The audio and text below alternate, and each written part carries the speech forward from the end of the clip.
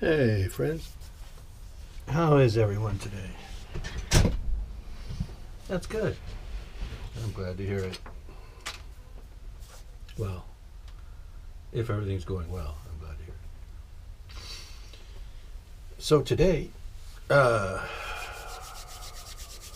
are we? I put down another coat of the filler and sanded that off. That was the wet application, kind of goes on like finger paint. Some of my previous videos, I think I show the process. We just essentially using the filler, but we dab it in water and then get it to about the consistency of toothpaste. And then we just rub it into the grain all over. We do the whole fuselage was covered like a frosted cake. And then that was sanded away, and then the sand and seal went on in 2 coats, this stuff here, which is, I love this stuff. The way it conditions the balsa and the filler, hardens both just a little bit. It's got just enough liquidity in there to activate the wood grain. So any wood grain that does swell, that's a good thing because that's sanded off. So towards smoothing the airplane, the sand and seal is good, and towards hardening the airplane and making it, helping it not only make it smoother, but make it a little more durable and strong, more resistant to dents and all that. So anyway, we have the fuselage sanded and smooth, a couple of coats of sealer. The wing has been sanded and smoothed with 2 coats of filler. The tail surfaces, same. Sanded, filler, smooth, and sealed. And the nacelle faces, the firewalls have been smoothed and sanded. You'll probably get a few more treatments until they look, like a metal firewall would look behind the motor. You won't be able to see really much of the firewall. They'll be painted black probably, or dark gray. What else has been accomplished here? Landing gear detail. So I was talking about the wishbone, the rear landing gear leg support, and I've got a couple things fabricated now. So this is essentially the horseshoe. Now the balsa is just there. I was trying to determine what length the piano wire and the aluminum tubing will need to be cut at, and essentially that's this length right here. It'll then insert into the top of the horseshoe there, and then the whole assembly attached to the lower portion of the axle, such as it is, and then we have a nice representation of our landing gear. Once again, this will be aluminum tubing, not balsa stick. This was again just for a template, just so I know how long to cut the both the piano wire, and then a little bit shorter than the piano wire, about 1/8 inch shorter than the piano wire is the length I'll cut the aluminum tubing. So both of these have been fabricated. If you want to see, so it's a length of cold solder, all right, and then a piece of the aluminum tubing is drilled out and slid onto the solder to the center point. Then a length of the plastic stock, the sheet plastic that the vacuum forming is culled from. I just use a bit of scrap, take a bit of this stuff, and cut a couple of strips. So you see the strips are narrow, then wide, and then narrow, and then drilled out in the center to fit over the bottom of the aluminum tubing. And what that does is it captures the aluminum tubing, centers it onto the solder, and then keeps everything from twisting, rotating in either direction, and keeps the aluminum tubing from sliding off center. And then a bit of 2-ply cardstock. So this is just 2 pieces of my regular cardstock laminated together, and then shaped and cut. And all you do is you basically put the cardstock behind the part and trace these two lines, the outer edge of the cold solder is traced onto the card stock, and then the side of the aluminum tubing, to give you those two lines.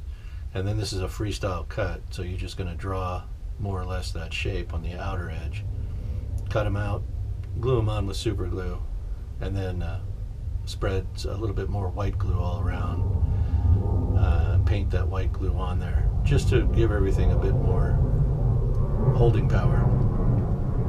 Okay, so we have two of those for each, one for each landing gear leg. And then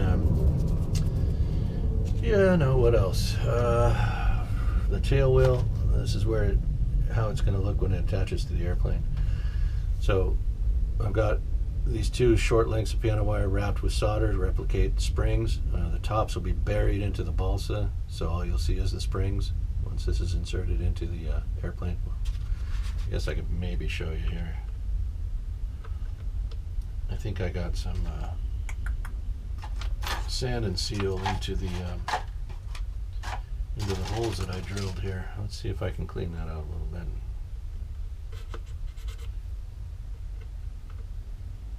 Run this in for you, just so everybody can see how that's going to look on there. And I'm not sure. I'll have to probably do quite a bit of clean out. Oh, there it goes. All right, so once it's locked in all the way, again, the short lengths will be buried into the fuselage. I have to re-drill those, but that gives you kind of an idea how the tail wheel is going to look, right? So let's pull that out. All right. So things are coming together. The next step here is once I have all the filling and sealing done, I can begin to assemble the airplane. The first part that'll go on is the tail, horizontal stabilizer and elevator. That'll go in right about here. And it just glues on to that deck. And then you're supposed to come over the top with this small piece of balsa that I seem to have misplaced. Where did I put that? Gonna need it.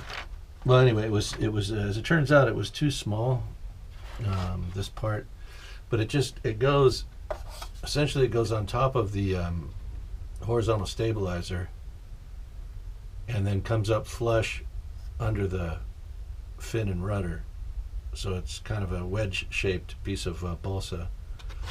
Oops. And it mounts right on top of the center line,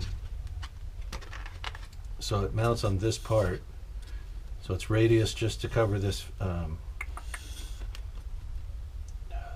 rib right here up to the wall here, the former at the rear of the fuselage, up, and then triangular straight line back down, and that line tracks with this surface under here, so that you get a good constant attachment point to the airplane and to the fin and rudder.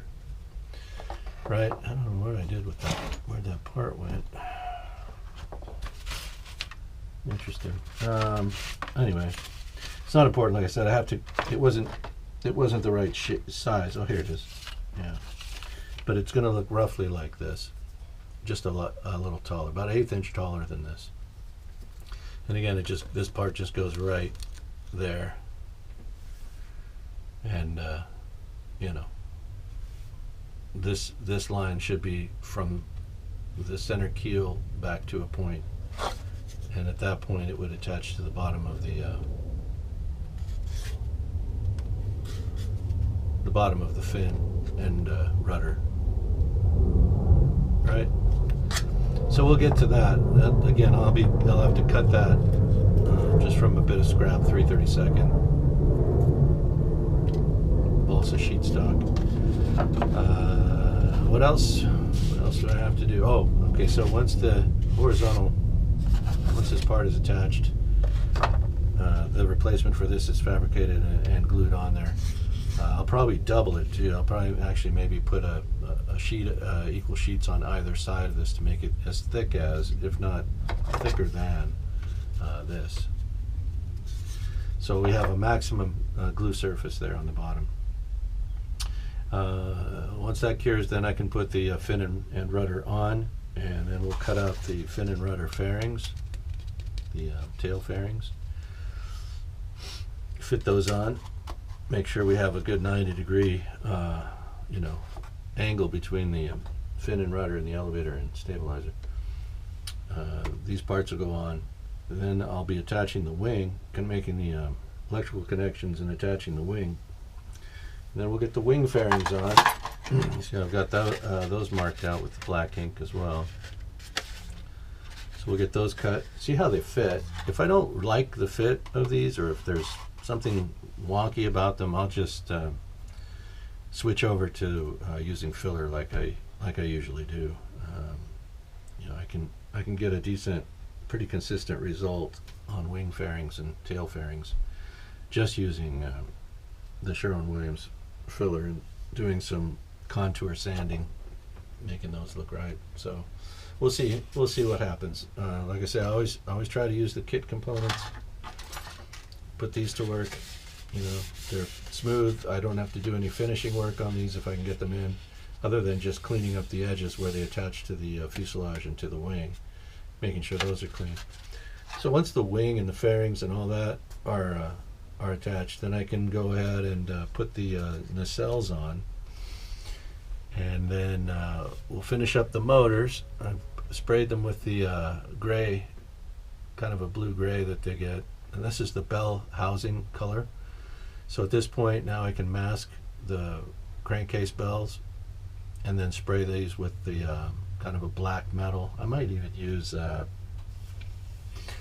black undercoat and then a shot of stainless steel over the top. I think that's what we'll do. And then I'll come back in with a fine brush, a pin brush, and just highlight the ignition wiring, the spark plug wires, if you will. We'll highlight those, and the nuts and bolts I can probably touch with just a dab of silver paint on the end of a toothpick. Just pick out each one of those. So we can detail these motors. As you can see, they have quite a bit of these are resin 3D cast, 3D printed twin row or wasp engines, and so I can pick the details out since they are, there's quite a bit of detail there.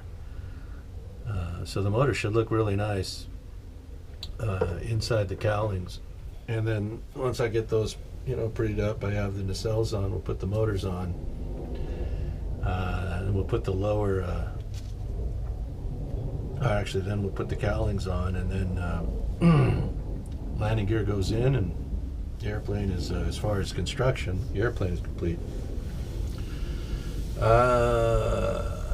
Then there's painting and finishing. So actually all the landing gear is going to stay off of the airplane until I can get all the paint and clear coat and decaling done.